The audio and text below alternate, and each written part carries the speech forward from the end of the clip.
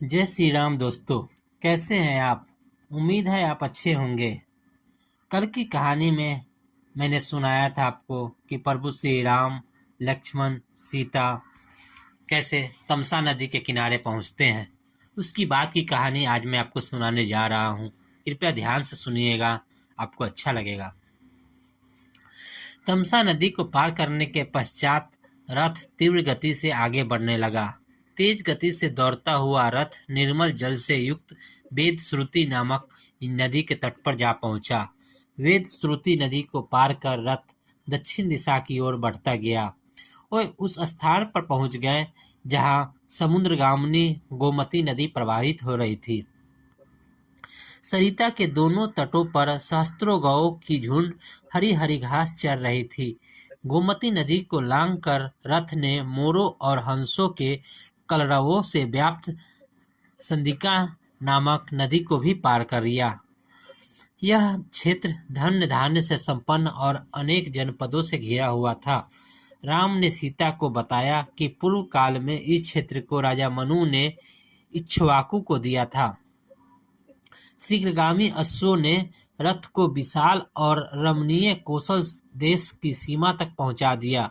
सीमा के पार होते ही राम रथ से नीचे उतरे और अयोध्या की ओर मुख करके श्रद्धापूर्ण वचनों में कहने लगे। सूर्य कुल के सत्यवादी नरेशों द्वारा स्नेहपूर्वक परिपालित हे अयोध्या नगरी, विवश होकर आज मुझे तुझसे दीर्घ काल के लिए विलग होना पड़ रहा है। हे जन्मभूमि, मेरी दृष्टि में तुम सदैव स्वर्ग से भी अधिक श्रद्धेय और पूजनीय रही हो। तुम्हारी सेवा मेरा गौरव है, किंतु परिस्थितिवश मुझे आज तुम्हारी सेवा से विमुख होना पड़ रहा है। हे जननी, तुम सदैव मेरे लिए प्रेरणामयी रही हो।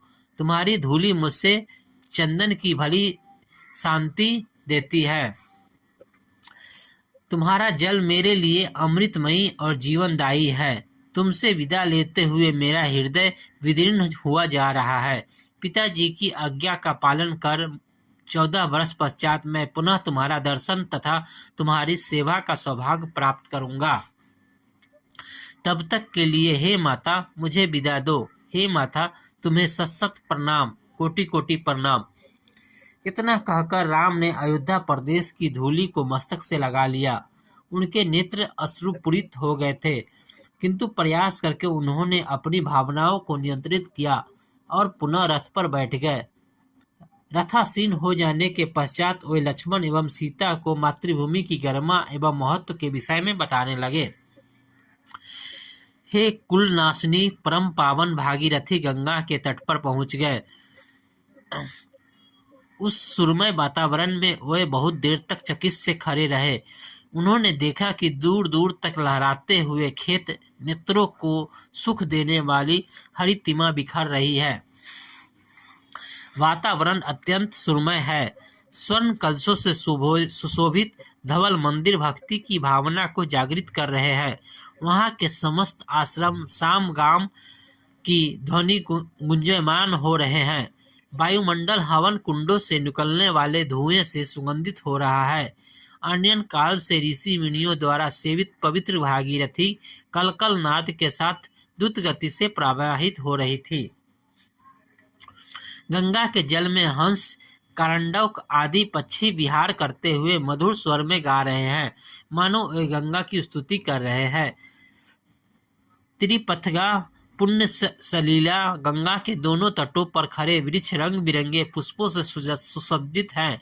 ऐसा प्रतीत होता है कि वे अपने फूलों का अर्घ चढ़ाकर गंगा का अभिषेक कर रहे हैं। वे इस मनोमुग्धकारी छवि निहारने में लीन हो गए। कुछ काल के पश्चात राम सुमंत से बोले, मंत्रीवर, आज हम यहीं विश्राम करेंगे। हुगदी के उस विशाल वृक्ष पर कितने सुंदर तथा आकर्षक फल लगे हुए हैं। आज हम इन्हीं फलों का आहार करेंगे और रात्रि भी यहीं पर व्यतीत करेंगे।